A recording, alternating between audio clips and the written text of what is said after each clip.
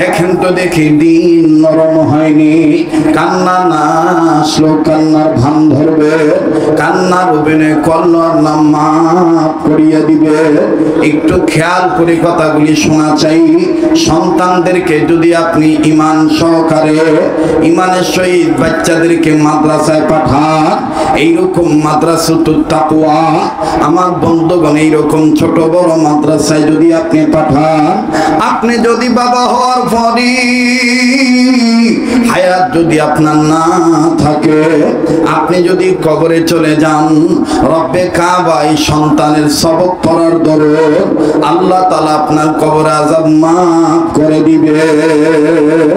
দেখেন বাজান, আলেমের ছাত্রের বাপ হইলেও দেখেন কি লাভ কি ফায়দা, কেউ কোনো দিকে নজর দিবেন না। এই জমিনের উপরে আসমানের নিচে যত বড় বড় তাফসীরের কিতাব আছে, সবচেয়ে বড় তাফসীরের কিতাবের নাম তাফসীরে কাবীর। এই তাফসীরে কাবীরের মুসান্নিফ ইমাম ফখরুদ্দীন রাজি রাহমাতুল্লাহি আলাইহি, তিনি তার তাফসীরে কাবীরের মধ্যে লিখেছেন, আল্লাহর একজন পয়গম্বর তিনি নিজের কর্ম করার জন্য আল্লাহ পাকের নির্দেশে যাচ্ছিলেন। আমার বন্ধুগণ, আমার ভাইরা, কর্মপথে যাওয়ার সময় একটা কবর দেখলেন। প্রতিমধ্যে যখন কবর দেখলেন, কবরের অবস্থা কেমন জানি ভালো না। কবরের ভিতর থেকে দাউ দাউ করে আগুন জ্বলে উঠতেছে। আমার যুবক ভাইরা, অনেকে বলে দুনিয়ার জীবন আসল জীবন, মৃত্যুর পরের কোনো জীবন নাই।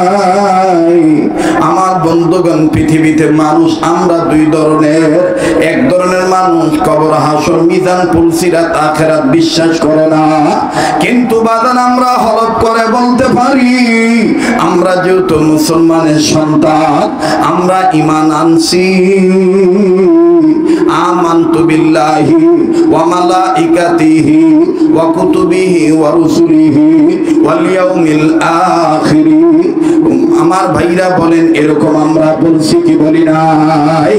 বিশ্বাস করি কি করি না? ওয়াল ইয়াউমিল আখির। আমার বন্ধুগণ, আমার ভাইরা, প্রতিনিয়ত নফল নামাজ, সুন্নত নামাজ, ফরজ নামাজ, ওয়াজিব নামাজ, সমস্ত নামাজ আদায় করার সময় আমরা যারা কোরআন কারীমের মা, উম্মুল কিতাব, উম্মুল কোরআন, এই সূরাতুল ফাতিহা তেলাওয়াত করি, এই সূরাতুল ফাতিহার 7 আয়াতের মধ্যে একটা আয়াত, 3 নম্বর আয়াত আমরা বলি, মালিকি ইয়াউমিদ্দিন, বিচার দিবসের মালিক যিনি। আমার বন্ধুগণ বলেন, কোন দিনের মালিক? কিয়ামত দিবসের মালিক যিনি। বলেন তো দেখি, আখিরাতের মালিক কে? এ মুসলমান, আওয়াজ দিয়া বলো, আখিরাতের মালিক কে? দুনিয়ার জগতের মালিক কে? ইহ জগতের মালিক কে? পর জগতের মালিক কে? বাগান পায়ে হাত দিয়ে বলবো, ভুল বুঝবেন না। যদি ভালো হইতে চান, এই অভ্যাস ত্যাগ করেন। নিজের দুটি চোখ আল্লাহ তাআলা দান করছে। আলাম নাজআল লাহু আইনাইন। আমার বন্ধুগণ, দৃষ্টি শক্তি দিয়েছেন কে? ওয়া লিসানাও ওয়া শাফাতাইন। আমি আপনি জবান দিয়া কথা বলি, জিহ্বা নাড়াইয়া নাড়াইয়া, কখনো শক্ত কখনো নরম। বলেন তো দেখে, লিসানটা দিয়েছেন কে? আমার ভাইরা, আমার বন্ধুগণ, আমি আপনি কোন উল্লেখযোগ্য বস্তুই ছিলাম না। আল্লাহ পাক বলেন, হাল আতা আলাল ইনসানি হিনুম মিনাদ দাহরি লাম ইয়াকুন শাইআম মাযকুরা। উল্লেখযোগ্য কোন বস্তুই তুমি ছিলে না, আমি আল্লাহ তোমাকে বস্তুতে রূপান্তরিত করলাম। আরে বন্ধুরে ভাইয়া, বলেন তো দেখি, আমার হাতের জায়গায় হাত ফিট করে দিলেন কে? আমার পায়ের জায়গায় পা ফিট করে দিলেন কে? আমার বন্ধুগণ, আমার এই সুন্দর সুরটা দান করলেন কে? আল্লাহ বলেন, ফি আইয়ি সূরাতিন মা শাআ রাক্কাবা আল্লাযী খলাকাকা ফাসাওয়াকা ফাআদালাক। আমার বন্ধুগণ, আমার ভাইরা, সব কিছু সৃষ্টি করেছেন আল্লাহ। আরে বন্ধুরে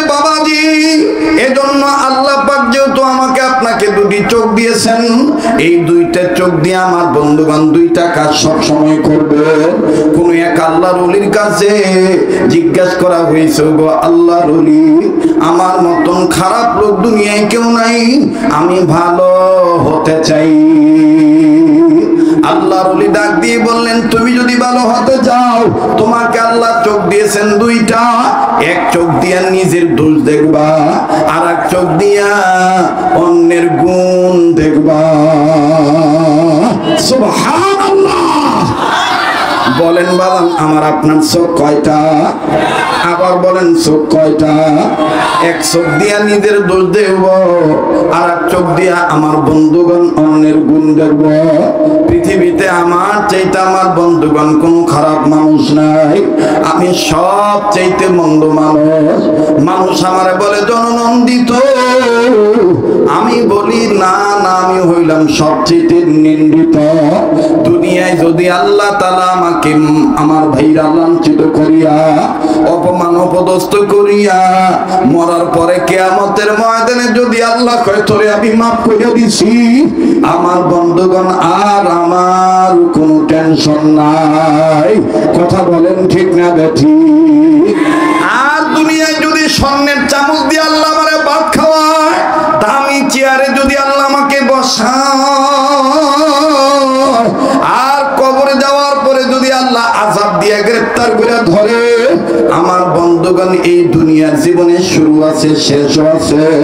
ওই মালিক ইয়াউমিদ্দিন, ওই কবরের জগতের শুরু আছে শেষ নাই। ঠিক কিনা বলে? কাজে বাজান আমরা দুনিয়াতে ভালো হতে চাই কি চাই না? আবার বলেন ভালো হইতে চাই কি চাই না? জাহান্নামের আগুন থেকে ওই চোখ বেঁচে যাবে যেই চোখ আল্লাহকে ভয় করে কাঁদবে, যেই চোখ নিজের গুনার কথা স্মরণ করিয়া কবরের আযাবের ভয়ে কাঁদবে, ওই চোখ আল্লাহ তাআলা জাহান্নামের আগুনে জ্বালাইবেন না। মুসলমান ভাইরা আমার বন্ধুরে, উম্মতে মুহাম্মাদীদের জাহান্নাম থেকে বাঁচার পথ চারটি, এর মধ্যে 2 নম্বর হলো আলেমের ছাত্র হওয়া। তাফসীরে কাবীরের মধ্যে পাওয়া যায়, ইমাম ফখরুদ্দিন রাজি রাহমাতুল্লাহি আলাইহি লেখেন, এই পয়গম্বর যখন দেখলেন কবরে দাউ দাউ করে আগুন জ্বলতেছে, পয়গম্বর কাউকে কিচ্ছু বললেন না। পয়গম্বর নিজের কর্মের দিকে নিজে চলিয়া গেলেন। কর্ম যখন সম্পাদন হয়ে গেল, এবার পয়গম্বর আবার ওই পূর্বের রাস্তা দিয়ে আসতেছে। আসার সময় পয়গম্বর মনে মনে সিদ্ধান্ত নিলেন, একটু আগে যে কবরে আমি আযাব দেখছি, এখন আমি আবার এই কবরটা দেখব, দেখি তো কবরওয়ালা এখন কোন হালতে আছে। আর বন্ধুরে, এই পয়গম্বর যখন ওই কবরের দিকে নজর দিলেন, নজর দিয়ে দেখতেছেন একটু আগে যে কবরে আযাব ছিল, এখন আর কোনো আযাব নাই। কবরওয়ালা আল্লাহর জান্নাতে ঘুমায়। কবরটা কেমন জানি জান্নাতের বাগিচা হয়ে গেছে, কবরওয়ালা শান্তিতে ঘুমাইতেছেন। পয়গম্বর কবরের কাছে দাঁড়াইয়া আল্লাহকে ডাক দিয়ে বললেন, আল্লাহ, একটু আগে যে কবরে আযাব দেখলাম, এখন দেখি কবরে কোনো আযাব নাই। রব্বে কাবা ডাক দিয়ে বলেন, ওগো পয়গম্বর, এই কবরওয়ালা ছিল দুনিয়াতে গুনাহগার, গুনাহ করিয়া কবরে ঢুকছে, যার কারণে আমি তারে কবরে আযাব দিয়ে গ্রেফতার করছি। হযরত ওসমান রাদিয়াল্লাহু তাআলা আনহু বলেন, কবর হলো প্রতিটি মুসলমানদের জন্য ইমিগ্রেশন কাউন্টার। কবরে যদি কেউ ধরা খেয়ে যায়, আবার যদি কেউ মাপ পেয়ে যায়, তাহলে তার জন্য সব জায়গা মাফ হয়ে যাবে। আওয়াজ দিয়ে বলেন না সুবহানাল্লাহ। মাটির খাঁচায় প্রাণের ময়না, চিরদিন তো আপন রয় না। মাটির খাঁচায় প্রাণের ময়না, চিরদিন তো আপন রয় না। খাঁচা ভেঙে পালিয়ে যাবে, খাঁচা ভেঙে পালিয়ে যাবে, হইলে আল্লাহর ডাক রে। গোরস্থানের একটু মাটি বায়না করে রাখ রে। না করে রাত। আল্লাহু আকবার বলেন। পয়গম্বর ডাক দিয়ে বললেন, আল্লাহ একটু আগেই কবরে আযাব ছিল, এখন দেখি কবরে কোনো আযাব নাই। মাবুদ গো, তোমার দরবারে জানতে চাই, তুমি আযাব দিয়া তারে গ্রেফতার করে ধরলা, আবার কোন ওসিলায় তুমি তারে মাফ করিয়া দিলে একটু জানতে চাই। রব্বে কাবা ডাক দিয়ে বললেন, পয়গম্বর শুনে নাও, শুনে নাও, এই কবরওয়ালা একটা সন্তান রেখে আসছে দুনিয়ায়। এই সন্তানটা এতদিন কথা বলা শিখে নাই, ইদানিং যখন আমি আল্লাহ তাকে আল্লামাহুল বায়ান, ভাব প্রকাশের যোগ্যতা দিলাম, এই বাচ্চাটাকে তার মা নিয়া কথা বলতে পারা অবস্থায় এই বাচ্চাটাকে নিয়ে তার মা এলাকার একটা নির্ধারিত মাদ্রাসা মক্তবে ভর্তি করে দিল, আলেমের ছাত্র বানায় দিল। শোনরে পয়গম্বর,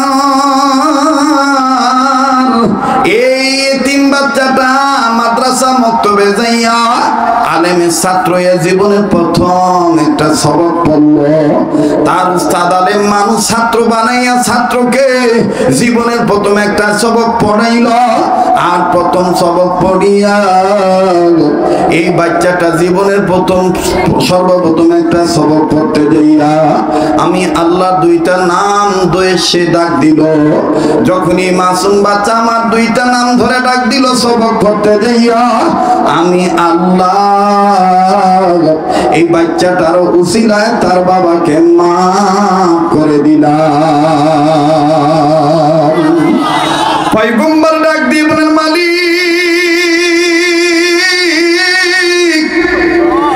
ওই সবক কোন সবক? তোমার দরবারে জানতে চাই।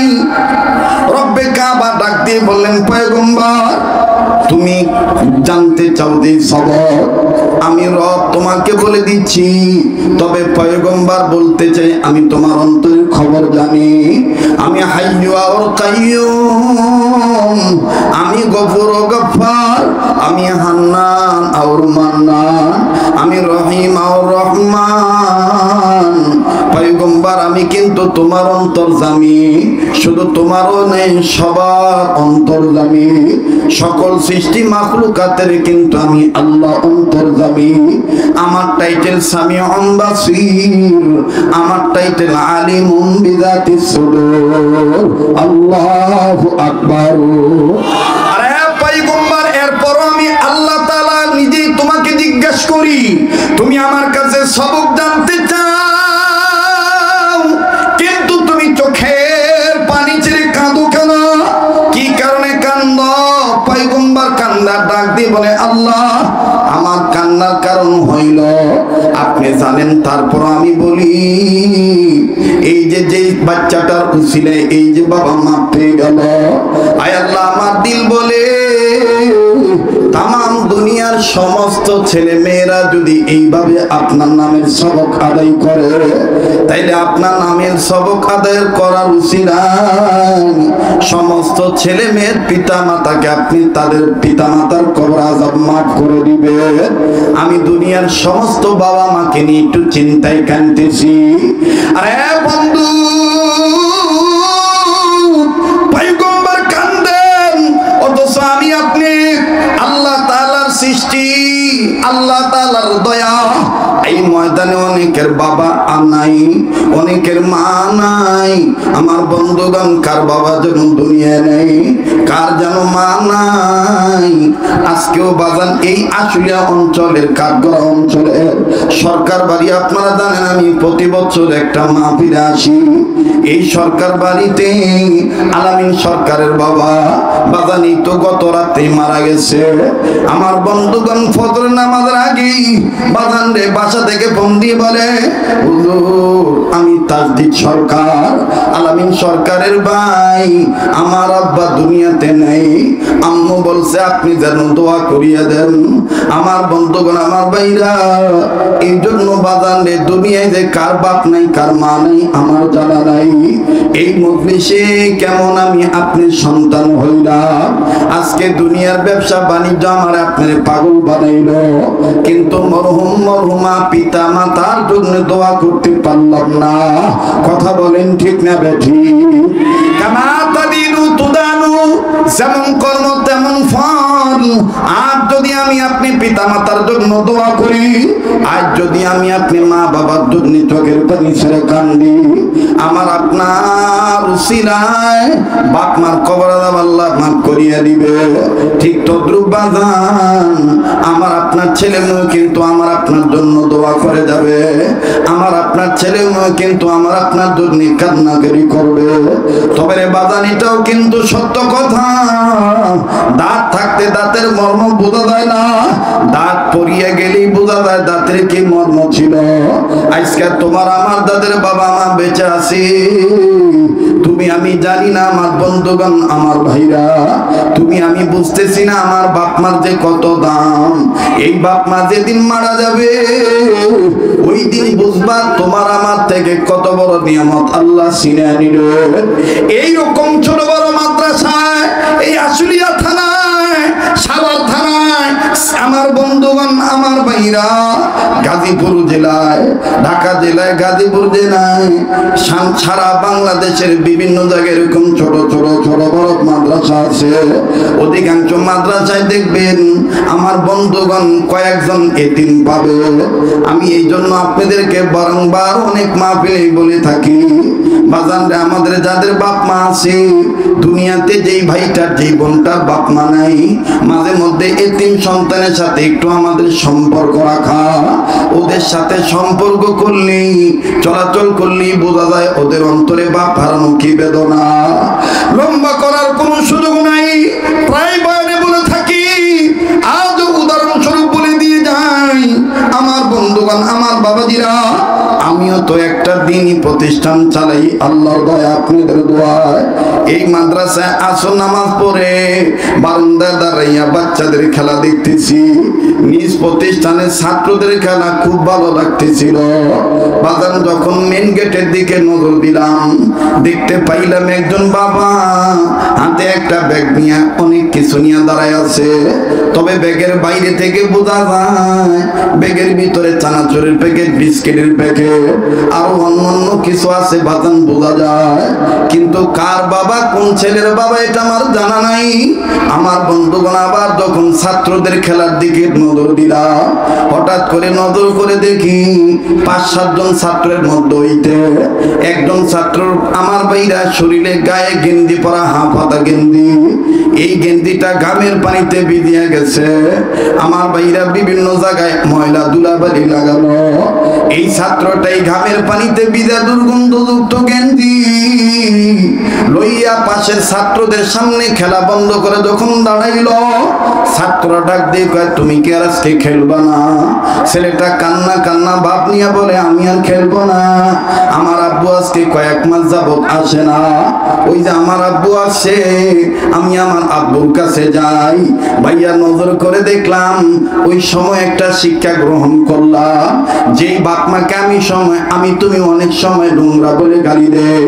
বাপের কাপড় নোংরা থাকলে বাপকে নোংরা বলে বাপের কোলে যাই না, মা ডাকলে মামার বাইরা মা কোলে যাইতে চাই না। অথচ দেখো বাবা সন্তানকে ঘৃণা করলো না। সন্তান যখন ঘামের পানিতে ভিজা, আমার বন্ধুগণ, ঘামের পানি যুক্ত গেঞ্জি লইয়া, আমার বাইরা ময়লা যুক্ত কাপড় নিয়ে যখন নোংরা শরীর নিয়ে বাবের দিকে দৌড় মারল, বাবা আমার বাইরা ব্যাগটা নিচে রাখলেন, ব্যাগটা নিচে রেখে 2 হাত সামনের দিকে বাড়াইয়া ডেকে ডেকে বলতেছে, না বাবা তুই আমার বুকে আয়। ছেলেটা কাছে যা সালাম দিল, আমার বন্ধুগণ সালাম দিয়া মুসাফা করলেন। এরপরে ছেলেটা ডাক দিয়ে বলতেছেন, আব্বু তুমি কেমন আছো? বাবা বলে, আলহামদুলিল্লাহ আমি ভালো আছি। ও বাবা তুমি কেমন আছো? ছেলেটা বলে, আব্বু আমি ভালো আছি। বাড়িতে আমার আব্বু আম্মু, আমার ভাইয়া, আমার আব্বু কেমন আছে? বাপ বেটার আদর দৃশ্য খুব ভালো লাগতেছিল। বাজান কি বুঝাইতেছি খুব খেয়াল করবে, খুব চমৎকার একটা দৃশ্য লাগতেছিল, দৃশ্যটা খুব ভালোই লাগতেছিল বাবা।